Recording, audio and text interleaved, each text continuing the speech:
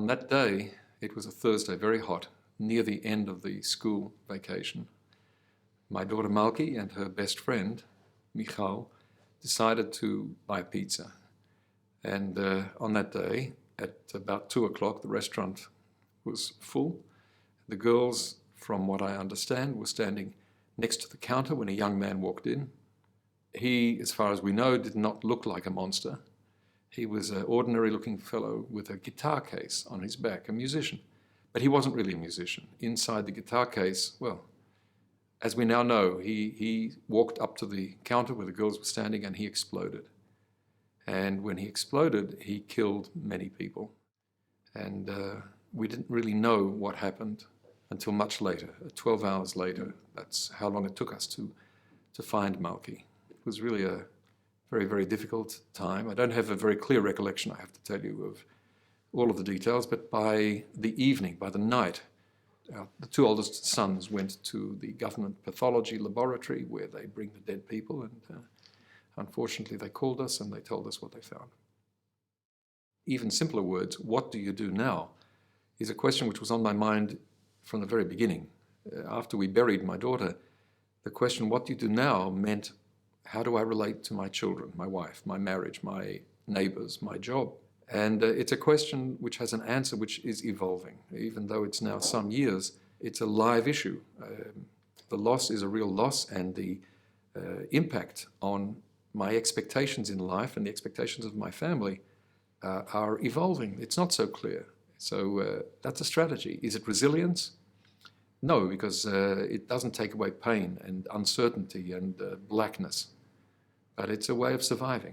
Actually, the word survivors comes to my mind for a reason which is very personal. The fact is that my education was at the hands of parents who were survivors of the Nazi genocide. And being the child of parents who had no childhood, where it was stolen from them, gave me preparation in a way that I never even understood. I didn't know I'm being prepared for this. My parents were happy people. They were not depressed. We were not a family where we talked about hatred or how do we get revenge. I never heard those words. What I heard a lot was go to school, get an education, get a career, build a family, make a contribution. The first thing I want to say is that there's no single way to react. There's no single way to be sad or to grieve, and there's no single way to rebuild your life. And there's no reason to think that you have to fit into somebody's model. That's, to me, for sure. It's important to say this because we all have to confront society and sometimes public officials, and the worst situation is where survivors somehow are left to feel that you disappointed the system. You made other people feel that you're not doing the right thing. This is absolutely to be rejected. The focus, for me, that's the most important, is the community and the family. I would say maybe in the opposite order, the family and the community. This is a successful strategy. Having a strong family and a strong community around you, it's 90% of surviving. And if you don't have it, I don't know what you would do.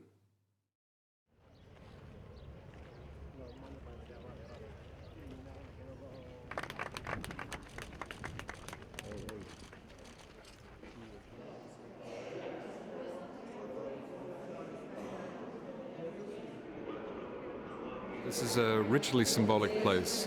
Madrid is a vital, alive city. It's a marvelous city. I love to be in Madrid. The contrast as you come down underground, below the level of the normal life that's going on around here, away from the energy, is very striking. It's an atmosphere of blue and muted light, muted sounds. It's appropriate for people rushing to go about their ordinary life to see this, to walk past it, to think. In fact, even the other way, I feel that as a healthy society which is focused on its own survival, what we must do is never be confused about the terrorists. It's not politics via a different means. It's hatred, and with hatred you have very few options. The fact is that in the work of the foundation which we created in my daughter's name, and it's not unusual, about 1/3 of the families who we help with a damaged child or a special needs child are not Jewish. They're Arab Christians, Arab Muslims, or Druze. About 1/3. To a European, I can imagine that this sounds strange. To an Israeli, it's absolutely not strange. Somewhere inside me, there is a desire for me to grab people by the shoulders and say, do you understand that for me this is the most natural thing on earth, to help people if it's possible to help them? Politics? Who's interested in politics? I don't give a damn about politics. It's not about politics. My daughter had zero interest in politics. She had every interest in life. She had a passion for life, for music, for culture, for love. In losing our child, we wanted to show that a response can be not a response of hatred, and not even a response of doing good in the community, but a response that says, here was a child, not a number. It's true, 15 people were killed, and a 16th person is unconscious until today, and 130 were injured. The numbers are not, that's not what happened here. My daughter was not a number.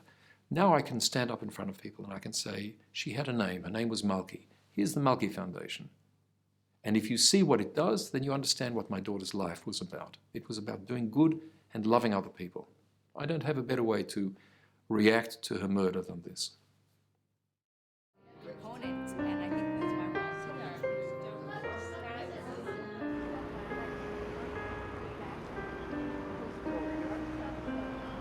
all I just